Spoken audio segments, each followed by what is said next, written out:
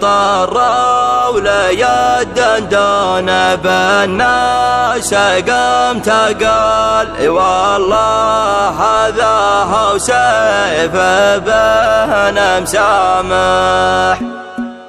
قال من يبحث على جزر المعاني عن مواقف الرجال وما طر له شعل تضرب له اكبر اللباني تتلي الامثال من قوت مثاله جيت محفل سيف مجبر ولا ضيف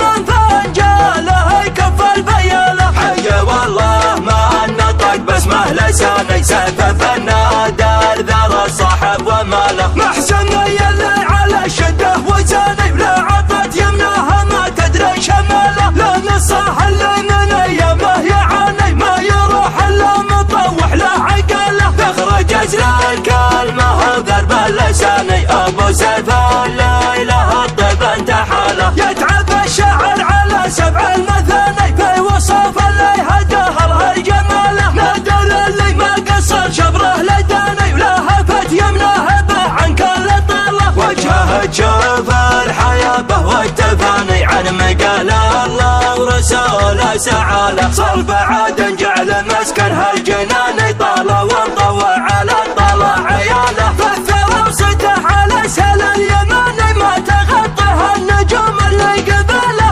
ان ذكرته واستثار ان المحاني قلت ما يقام مواقفه بداله يكسر الخيال ويكب الحصان من سلالم سامح ونعم السلاله فخر الاسلمان خطرنا اليماني محتمل الصيد في سلم وجهاله كم زبنها معايا مجرم وجاني غنى وبجرح الزبن وطاب ثاله من عجم العشر ما ترجع ثماني واسمهم على العدم له محاله قلتها وتشهد على قلي عياني ولا نطقت بحرف بلا دلاله والختم الله يتمم للقراني يسعد الاثنين في شرعه وحلاله والخوي ما ينسى والزمان يترك العاقل على ما فات داله جيت ازفلها المشاعر والتهاني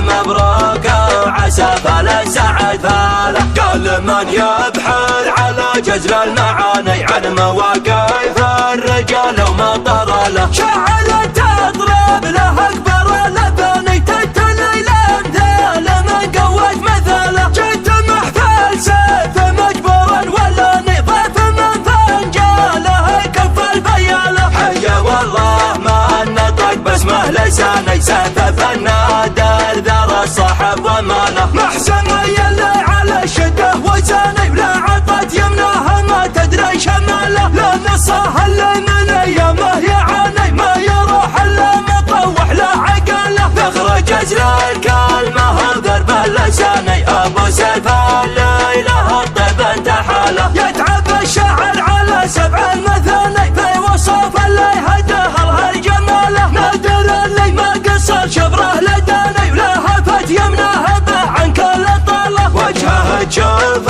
الحياه به والتفاني عن مقال الله ورسوله سعاله صلب عاد جعل مسكن هالجنان طاله وانطوى على الطلع عياله فثر وصده على سهل اليماني ما تغطيها النجوم اللي قباله ان ذكرته واستثار ان المحاني قلت ما يقام مواقفه بداله يكسر الخيال ويكب الحصان من سلالم سامح ونعم السلاله فخر الاسلمان خطرنا اليماني محتمل الصيد في سلم وجهاله كم زبنها معايا مجرم وجاني غنى وبجرح الزبن وطاب ثاله